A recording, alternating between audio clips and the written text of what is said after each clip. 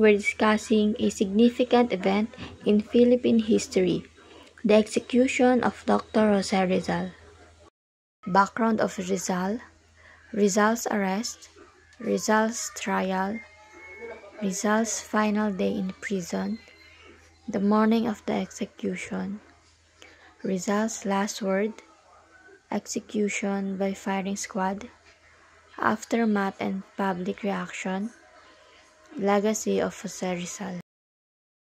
I'll briefly introduce you to the remarkable background of a national hero of the Philippines, Jose Rizal. Jose Protasio Rizal Mercado y Alonso Realonda was born on June 19, 1861 in Calamba, Laguna. He was the seventh of the 11 children in a prominent family. His father, Francisco Mercado y Chinco, and his mother, Teodora Alonso, played significant roles in shaping his values and intellect. Rizal had a diverse and accomplished family. His siblings, from oldest to youngest, were Saturnina, Pasiano, Narcisa, Olympia, Lucia, Maria, and then Jose himself, followed by Concepcion, Josefa, Trinidad, and Soledad.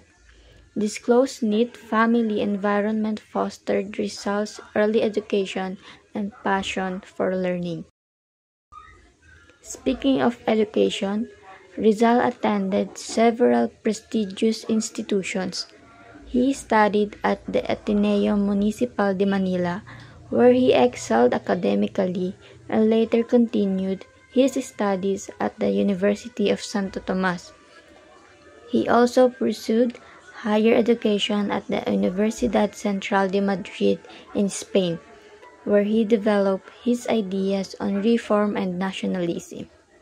Rizal was an active member of the Academy of Spanish Literature and the Academy of Natural Sciences, showcasing his dedication to both the arts and sciences.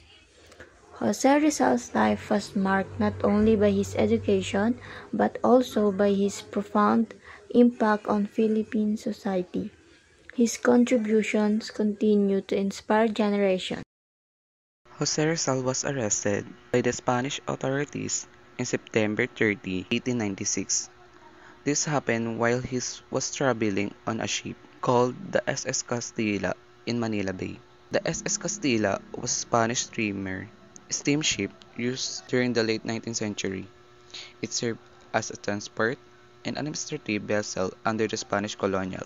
The Spanish government was controlling on revolutionary activities after they found out about a secret group called the Katipunan. Even though Rizal believed in peaceful change and had tried to make reform through his organization La Liga Filipina, his books No Le Tangere and El Filibusterismo inspired people to rebel against the Spanish rule. Pinuli si Jose Rizal because nakita nila to bilang isang malaking threat sa kanila. On November 20, 1896, a 5-day investigation began against Jose Rizal, sparked by his involvement in Filipino reform movements. Documentary evidence, such as letters from key figures like Antonio Lama and Marcelo H. del Pilar, was presented to connect Rizal to the reformist campaigns in Spain. These letters, along with his poem Kundiman, were used to link him to the ongoing political agitation for Filipino rights, leading to his deportation and the broader propaganda movement in Spain. This investigation marked a critical moment in Rizal's life, setting the stage for his eventual martyrdom. Jose Rizal was executed on December 30, 1896, in Manila's Bagong Bayan after spending his last night in Fort Santiago with visits from family and friends. He wrote a farewell letter and the poem Mi Ultimo Adios. His execution, ordered by the Spanish colonial government for alleged sedition, became a powerful symbol of Filipino nationalism and resistance against Spanish rule. The morning of execution. The morning of December 30, he began his march to Bagumbayan Field. Having accepted his fate, Rizal was in a calm disposition nearing the time of his death. Consumatumes. that the meaning is, "It is finished." It was the final words of Jose Rizal before his execution by the firing squad. These words are believed to signify his acceptance of his fate and the completion of his mission. They reflect a sense of fulfillment in his struggle for his country's freedom, even in the face of death.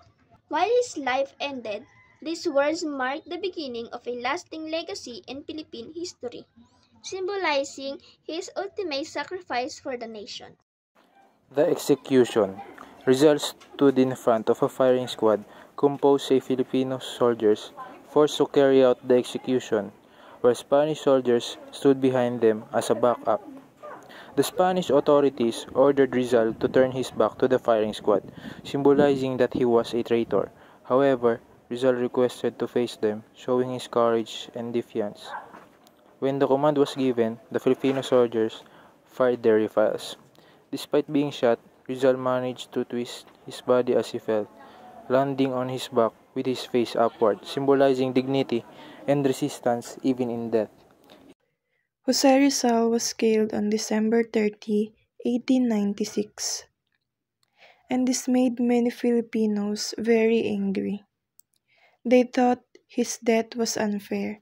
Instead of stopping his ideas, it made him a hero and inspired people to fight for freedom.